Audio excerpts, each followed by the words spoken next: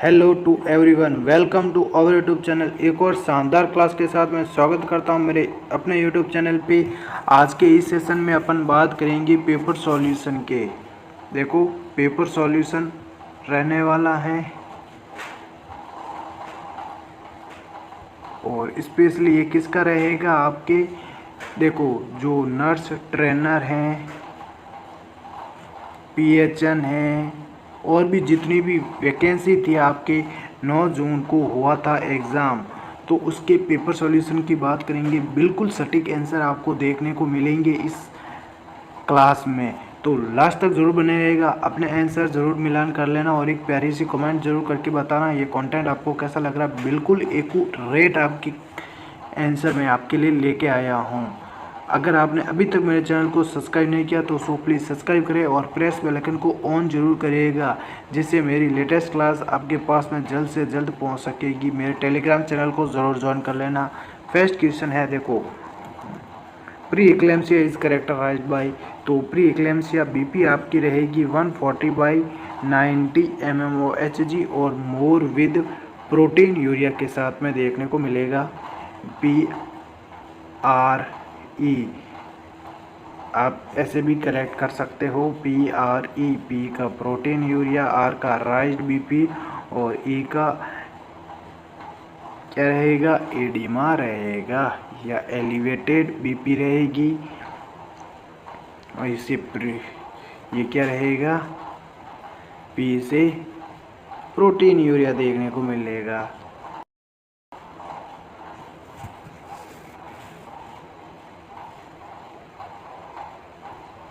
Next बात करते हैं, what is the normal BMI range, क्या रहेगी आपकी। ऑप्शन सी में दे रखा है 18.5 से 24.5, तो यहाँ पे आपका करेक्ट आंसर है, कौन सा रहेगा, option C is the correct answer. देखो, which blood vessel carries deoxygenated blood from the heart to the lung, देखो ऐसी कौन सी ब्लड वेसल है जो क्या करती हैं, डीऑक्सीजनेटेड ब्लड को लेके आती हैं हार्ट से लंग्स में। तो ये तो सभी को पता होता है, पल्मोनरी आर्टरी जो हार्ट से लंग्स में लेके आती हैं और वापस लंग से हार्ट में लेके आती हैं, उसको पल्मोनरी वेन बोला जाता है। ये भी क्वेश्चन पूछा जा सकता है। देखो, पेपर सॉल्यूशन अगर आपने देखा है CHO का, तो उसमें से भी आपको 5 से 7 क्वेश्चन वापस रिपीट देखने को मिले थे इस स्टाफ नर्स की वैकेंसी का जो एग्ज़ाम हुआ था उसमें, आप खुद देख लेना। विच type of schizophrenia is associated with psychomotor activity, तो ऐसा कौन सा सिजोफ्रेनिया है जो साइकोमोटर एक्टिविटी से एसोसिएटेड होता है, कैटाटोनिक। जो कैटाटोनिक सिजोफ्रेनिया है ये आपका क्या रहेगा, साइकोमोटर एक्टिविटी से रिलेट रहेगा। तो यहाँ पे कौन सा ऑप्शन राइट रहेगा, A option is the correct answer. Share जरूर कर देना। नेक्स्ट क्वेश्चन है, what is the normal core rectal temperature, कितना रहता है न्यूबॉर्न का। देखो, न्यूबॉर्न का तो रहेगा 37.5 से 38.5, तो कई बार ऑप्शन आपका ये भी देखने को मिलता है 36.5 से 37.5, ये भी देखने को मिलता है। तो अब आपकी RPSC या आप बोल सकते हैं आपका राजमेश जो भी है राजस्थान कर्मचारी चयन बोर्ड, ये कौन सा आंसर मानता है। मैं तो मानता हूँ ये बिल्कुल करेक्ट रहेगा, 37.5 से 38.5, थोड़ा ज़्यादा ही रहता है इसलिए। नेक्स्ट क्वेश्चन है, an ongoing systematic process designed to evaluate and promote excellence in the health care provided to the clients, देखो जो क्वालिटी एश्योरेंस इसमें क्या प्रोवाइड किया जाता है, ऑप्शन बी यहाँ पे राइट रहेगा। देखो, मरीजों को प्रदान की जाने वाली स्वास्थ्य देखभाल में उत्कृष्टता होती हैं का मूल्यांकन करने और उसे बढ़ावा देने के लिए बनाई गई एक सतत प्रक्रिया रहेगी आपकी, कौन सी, गुणवत्ता आश्वासन या क्वालिटी एश्योरेंस। देखो, ऑनगोइंग सिस्टेमेटिक प्रोसेस रहती है, डिजाइनेड टू इवाल्युएट करने के लिए and promote excellence in the health care provided clients. देखो, इवाल्युएट करना और प्रमोट करना है आपके हेल्थ केयर जो प्रोवाइडेड होते हैं, हेल्थ केयर प्रोवाइडर्स होते हैं जो क्लाइंट्स की, उसको एक डिज़ाइन की गई प्रोसेस होती हैं, ऑनगोइंग अपन बोल सकते हैं। वो क्या है? आपकी क्वालिटी एश्योरेंस। बी ऑप्शन यहाँ पे करेक्ट रहेगा, क्वालिटी एश्योरेंस। नेक्स्ट क्वेश्चन है प्रोटीन क्वालिटी डिपेंड्स ऑन। देखो, प्रोटीन की क्वालिटी किस पे डिपेंड्स रहती हैं? किसी अपन बोल सकते हैं kinds and amounts of essential amino acids.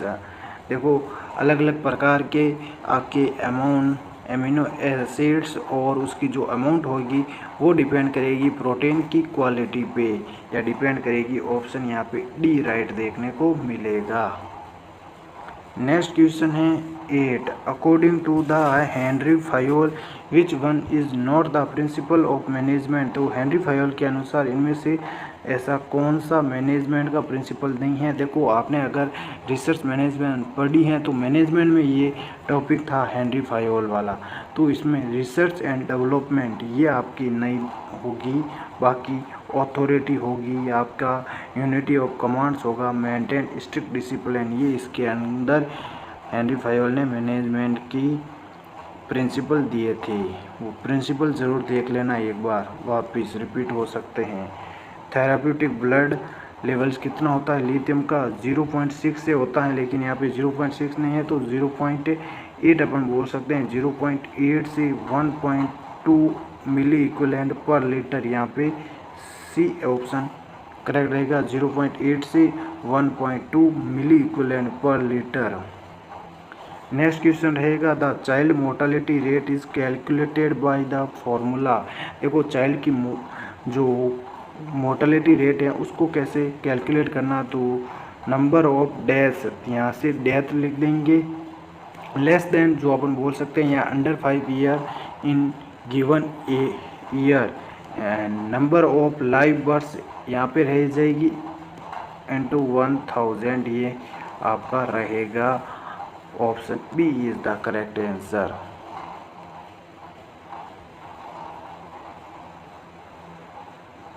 Next question है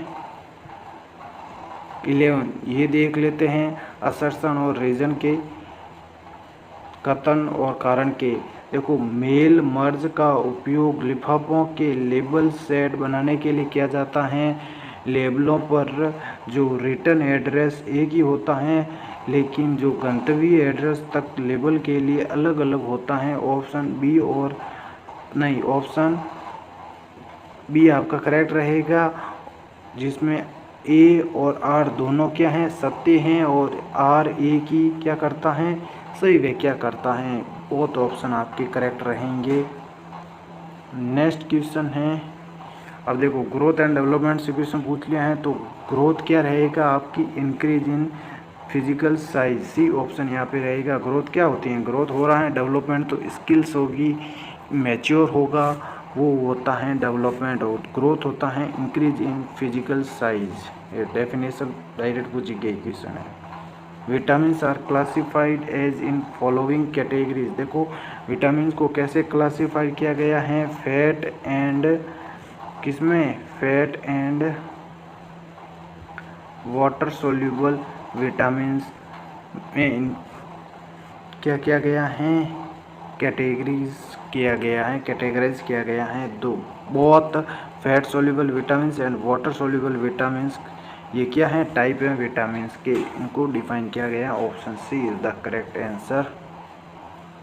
नेक्स्ट क्वेश्चन रहेगा which is the correct sequence of primary and secondary wound healing. तो प्राइमरी और सेकेंडरी वुंड हीलिंग का सीक्वेंस क्या रहेगा? तो इसमें सबसे पहले इन्फ्लामेशन रहेगा, इन्फ्लामेशन देखने को मिलेगा। उसके बाद में देन क्या देखने को मिलेगी? प्रोसेस प्रोलीफेरेशन की देखने को मिलेगी, प्रोलीफेरेशन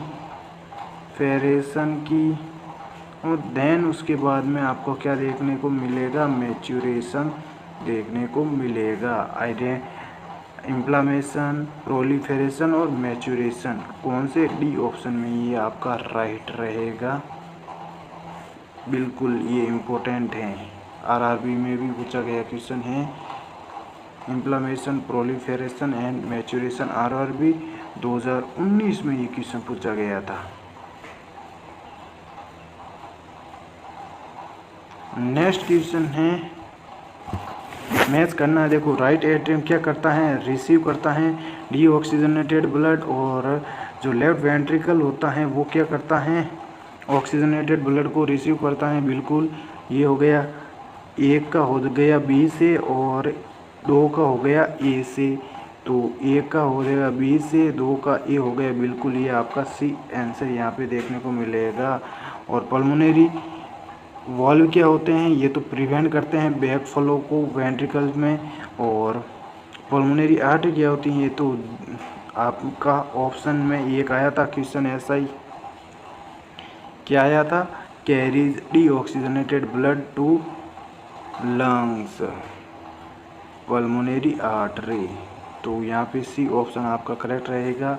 मेथड ऑफ फूड प्रिजर्वेशन, तो फूड प्रिजर्वेशन का मेथड कौन सा है? Cold storage and freezing. Cold storage and freezing is the method of food preservation. B option यहाँ पे क्या देखने को मिलेगा? करेक्ट आंसर देखने को मिलेगा।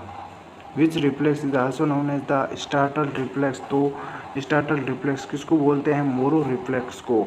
मोरो रिफ्लेक्स को किस क्या बोलते हैं? मोरो रिफ्लेक्स को स्टार्टल रिफ्लेक्स बोलते हैं। सी ऑप्शन करेक्ट देखने को मिलेगा। नेक्स्ट क्वेश्चन है, मिलान करना है कॉलम ए से कॉलम 2 में। तो क्रेनियल कैविटी क्या होती हैं? तो क्रेनियल कहाँ पे होता है? ब्रेन में होता है। तो कंटेंस ब्रेन। तो ए से सी देखते हैं, ए सी, देखो यहाँ पे आ गया ए सी हो गया।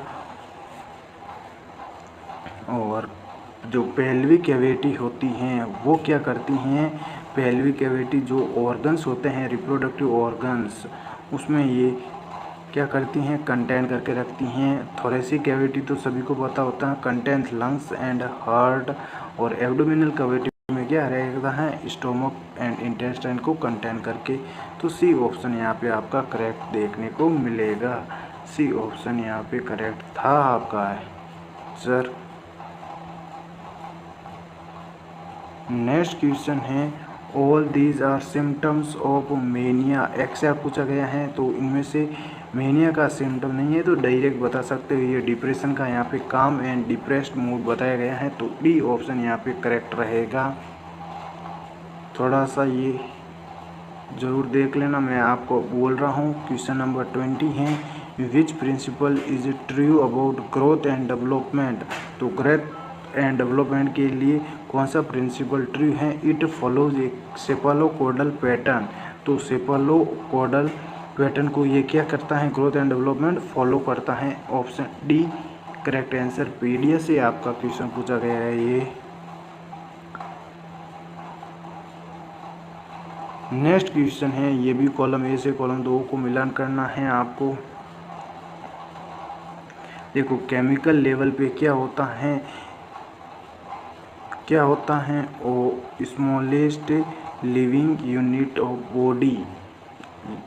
और सेलुलर लेवल पे एटम्स और मॉलिक्यूलर्स होते हैं, एटम्स और मॉलिक्यूलर्स होते हैं। टिश्यू लेवल पे क्या होते हैं?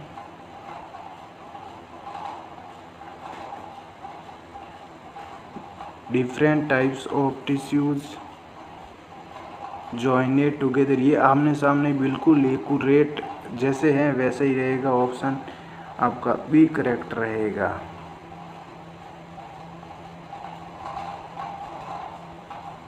नेक्स्ट क्वेश्चन है 22, in which year national malaria control programme was launch. तो नेशनल मलेरिया कंट्रोल प्रोग्राम आपका 1953 में लॉन्च हुआ है। ऑप्शन ए में दे रखा है करेक्ट आंसर। 1953 में national malaria control programme.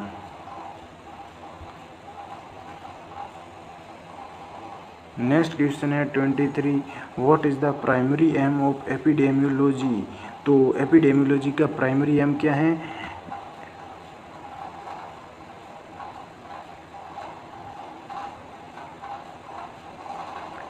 Describe the distribution and magnitude of health and disease. देखो एपिडेमियोलॉजी के बहुत सारे क्वेश्चन कल भी पूछे गए थे, मतलब 9 तारीख से पहले वाले एग्ज़ाम में भी पूछे गए थे और 9 तारीख वाले में भी पूछे गए थे question. Describe the distribution and magnitude of health and disease, ये प्राइमरी एम है एपिडेमियोलॉजी का। The total surgical episode is known as, तो टोटल सर्जिकल एपिसोड को क्या बोलते हैं? Peri operative period. Option B is the correct answer. Next question है, placenta का वेट कितना होता है? 500 ग्राम एट टर्म पे, 500 ग्राम। नेक्स्ट क्वेश्चन है 26। देखो हेपेटाइटिस वैक्सीन का कौन से रूट में? इंट्रामस्कुलर, बिल्कुल सही है। बीसीजी भी इंट्रामस्कुलर लगती है, मेजल्स भी अपन देख सकते हैं सब क्यूटेनियस लगता है, ऐसी लगता है। और टेटनस टॉक्सोइड आपका क्या लगता है? आईएम लगता है, इंट्रामस्कुलर लगता है, ना कि सब क्यूटेनियस ऐसी लगता है। तो आपका डी ऑप्शन यहाँ पे करेक्ट रहेगा। नेक्स्ट क्वेश्चन है वेरी वेरी वेरी इंपॉर्टेंट, कई बार ये क्वेश्चन पूछा गया है। When was the Indian nursing council established by central government के द्वारा आपकी इंडियन नर्सिंग काउंसिल कब एस्टेब्लिश की गई थी? 1950 में। तो 1950 में आपकी इंडियन नर्सिंग काउंसिल INC को एस्टेब्लिश किया गया है और 1947 में इसका एक्ट आया था। केज क्वेश्चनेयर किसके लिए यूज़ किया जाता है? ये तो एल्कोहलिज्म पेशेंट के लिए यूज में लिया जाता है, alcoholism. Option D is the correct answer. Next question है वेरी वेरी इंपॉर्टेंट, ये दो क्वेश्चन सेम टू सेम पूछे गए थे आपके, तो इन दोनों को मिलान करना है एड्स के बारे में। तो ए को अपन 3 से मिला देंगे। 1986 में क्या हुआ था? First case of HIV detected मिला था। और 2 को अपन मिला देंगे, 4 से मिला देंगे। 1999 में क्या होता है? State AIDS control societies establish की गई थी। और 2004 में क्या हुआ था आपका? इसको 2 से मिला देंगे। National policy on paediatric ART formulated. और 2006 में है एंटी रेट्रोवायरल ट्रीटमेंट इनिशिएटेड। तो बी ऑप्शन 1 से 3 होगा, 2 से 4 होगा, 3 से 2 होगा और 4 से 1 होगा मिलान। नेक्स्ट क्वेश्चन है वेरी वेरी इंपॉर्टेंट, राजस्थान में क्षेत्रीय राजभाषा सम्मेलन 2025 का आयोजन किस शहर में किया गया था? आपके जयपुर में। Option B is the correct answer रहेगा। देखो पदार्थ के कण निरंतर क्या होते हैं? गतिशील होते हैं। उनमें से किस प्रकार की एनर्जी होती है? उसमें से उनके अंदर काइनेटिक एनर्जी या गतिज ऊर्जा पाई जाती है। Option C is the correct answer. Next question है 32, कनेक्ट मसल्स टू बोन। तो बोन को मसल से कौन कनेक्ट करके रखता है? Tendon.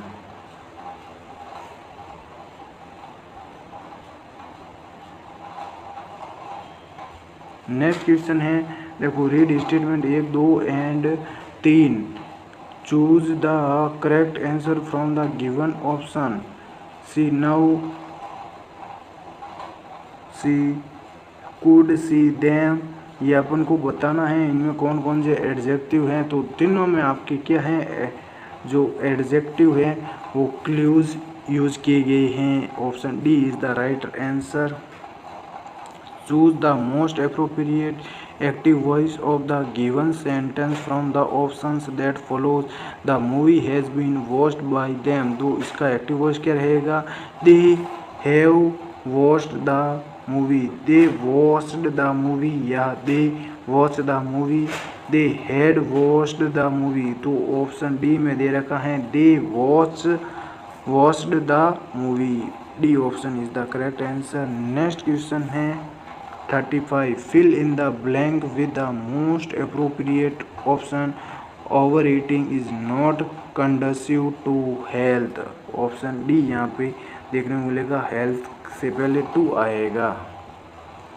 Fill in the blank with most appropriate option. The cold weather affects his health. Its effect is a bad cold. तो option D में affects और effects दे रखे हैं, ये करेक्ट आंसर रहेगा। नेक्स्ट क्वेश्चन है 37, choose the most appropriate synonym of anguish. तो अंगुइज का मोस्ट सिनोनिम क्या रहेगा आपका, डिस्ट्रेस। डिस्ट्रेस डी ऑप्शन यहाँ पे करेक्ट देखने को मिलेगा। नेक्स्ट क्वेश्चन बढ़ने से पहले एक बार शेयर जरूर कर देना।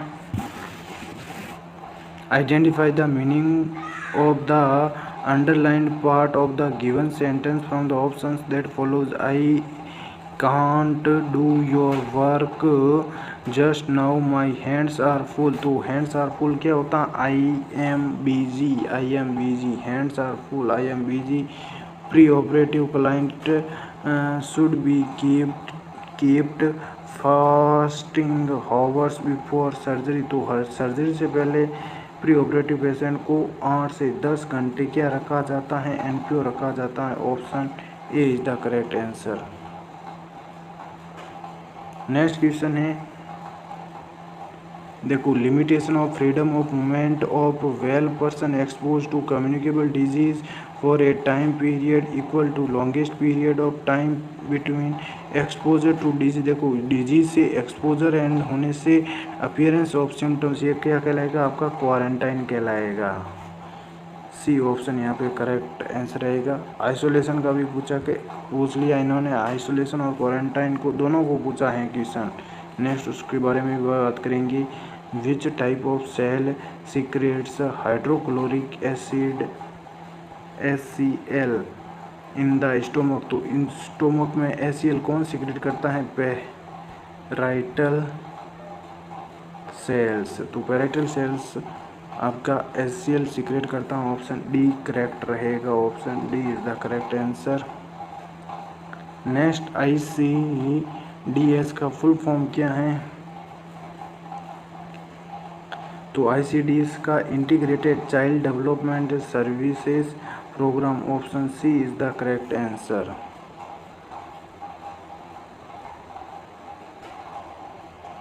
नेक्स्ट क्वेश्चन है देखो, प्रोक्टोस्कोपी किसके लिए, रेक्टम एंड एनल कैनाल के लिए यूज में लिया जाएगा। और culdoscopy pelvic organ through the vaginal wall. और हिस्टोस्कोपी यूटेरस के लिए। और कोल्डोस्कोपी ये किसके लिए होता है, कॉमन बाइल डक्ट। तो ऑप्शन का बी रहेगा, ए से 3 होगा, बी से 4 होगा, सी से 1 होगा, डी से 2 होगा। नेक्स्ट क्वेश्चन है, for effective sterilization autoclave for 30 minutes for steam should be at. देखो कोई तो ये आंसर बता रहा है 2.05 kg पर सेंटीमीटर स्क्वायर 121, कोई ये बता रहा है 1.05 kg पर centimetre square and 121 degree Celsius. तो फर्स्ट प्रायोरिटी आपकी कौन से बी ऑप्शन में रहेगी। Which of the following is the largest cell in the bone marrow. तो बोन मेरो के अंदर लार्जेस्ट सेल कौन सी होगी, मेगा क्रायोसाइट। नेक्स्ट क्वेश्चन है, FIFO process in inventory control. तो FIFO का फुल फॉर्म क्या है, फर्स्ट इन फर्स्ट आउट। तो first in first out, option D is the correct answer. Next question है, which of the following is not one of the 5 rights of medication administration. तो medication administration के लिए right time, right patient, right dose और right environment नहीं होता है। Option D is the correct answer. Next question है 48, which of the following is not one of the aim to first aid. तो first aid का इनमें से कौन सा एम नहीं है, टू प्रिवेंट इन्फेक्शन, ये आपका फर्स्ट एड का एम नहीं है। Option D is the correct answer.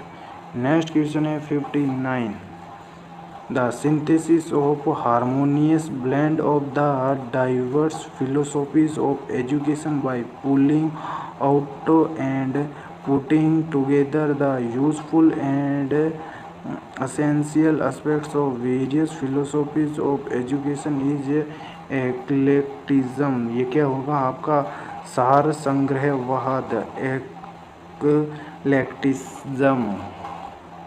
Option E correct रहेगा। नेक्स्ट क्वेश्चन इरिथ्रोसाइड की क्या पूछी गई है, life span 120 days.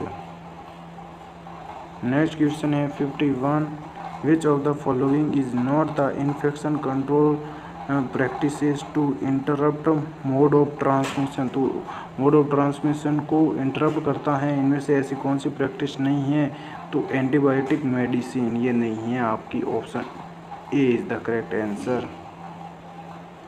Next question है 52, चिकनगुनिया कोज बाय। तो चिकनगुनिया के कल भी पूछा गया था और आज भी पूछ लिया है, तो varicella zoster virus, option B is the correct answer. और वेरियोला किसका रहेगा आपका, स्मॉल पॉक्स का, ध्यान रख लेना ये भी क्वेश्चन। तो आज के सेशन में बस इतना ही, 52 तक कर लिए हैं। नेक्स्ट अगर आप इसमें सपोर्ट करोगे तो मैं नेक्स्ट क्लास आपको पूरे के पूरे 100 क्वेश्चन उसमें करवा दूंगा, तो अपने 150 क्वेश्चन पूरे के पूरे क्लियर कर लेंगे तो आपको एक बेनिफिट ज़रूर मिलेगा नेक्स्ट एग्ज़ाम 13 को होने वाले उसमें। तो एक बार जितना हो सके उतना शेयर ज़रूर कर देना और प्यारी से कमेंट ज़रूर कर